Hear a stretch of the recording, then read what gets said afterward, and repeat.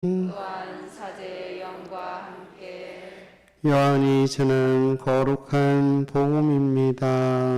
주님 영광 받으소서. 그때 예수님께서 큰 소리로 말씀하셨다. 나를 믿는 사람은 나를 믿는 것이 아니라 나를 보내신 분을 믿는 것이다. 그리고 나를 보는 사람은 나를 보내신 분을 보는 것이다. 나는 빛으로 이 세상에 왔다. 나를 믿는 사람은 누구나 어둠 속에 머무르지 않게 하려는 것이다. 누가 내 말을 듣고 그것을 지키지 않는다 하여도 나는 그를 심판하지 않는다. 나는 세상을 심판하러 온 것이 아니라 세상을 구원하러 왔기 때문이다. 나를 물리치고 내 말을 받아들이지 않는 자를 심판하는 것이 따로 있다. 내가 한 바로 그 말이 마지막 날에 그를 심판할 것이다. 내가 스스로 말하지 않고 나를 보내신 아버지께서 무엇을 말하고 무엇을 이야기할 것인지 친히 나에게 명령하셨기 때문이다. 나는 그분의 명령이 영원한 생명임을 안다. 그래서 내가 하는 말은 아버지께서 나에게 말씀하신 그대로 하는 말이다.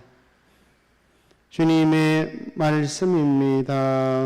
그리스도님 찬미합니다. 참 예수님, 오늘 복음을 보면 예수님께서 구원의 빛으로 이렇게 오셨음을, 그리고 아버지와 당신이 이렇게 하나임을 알 수 있습니다. 그래서 내가 하는 말은 아버지께서 나에게 말씀하신 그대로 하는 말이다라는 말씀과, 또 나를 믿는 사람은 나를 믿는 것이 아니라 나를 보내신 분을 믿는 것이다. 그리고 나를 보낸 사람은 나를 보내신 분을 보는 것이다 라고. 그래서 예수님을 보는 것, 또 하느님 보는 것, 하느님과 아들의 그러한 일치된 모습을 오늘 복음에서 이렇게 가르쳐주고 있습니다.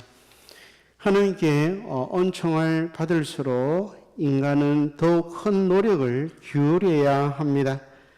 노력한다는 것은 구체적으로 기도하는 것을 말합니다.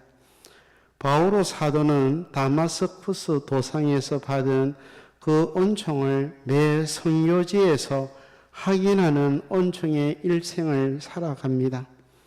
수없이 죽을 위험을 겪으며 어려움 중에 최선을 다하는 노력으로 주님의 현존을 체험합니다. 부활하신 예수님을 직접 체험하는 큰 은총을 받은 바오로 사도도 시련의 시간을 겪어야 했습니다. 오늘 제1독서를 보면 전도 여행을 앞두고 바오로 사도와 그 일행은 단식과 기도로서 준비하고 있습니다. 저들이 주님께 예배를 드리며 단식하고 있을 때 성령께서 이르셨다.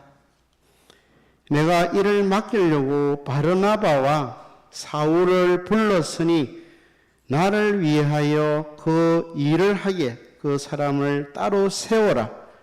그래서 그들은 단식하여 기도한 뒤 그 두 사람에게 안수하고 나서 떠나 보냈습니다. 바로 이런 모습이 하나님의 은총을 지속시키고 성숙시키는 바탕이 됩니다. 은총을 받으면 받을수록 겸손하게 하나님 안에서 살아가려고 노력하는 자세가 신앙을 성숙시키고 공동체를 성장시킵니다. 아멘.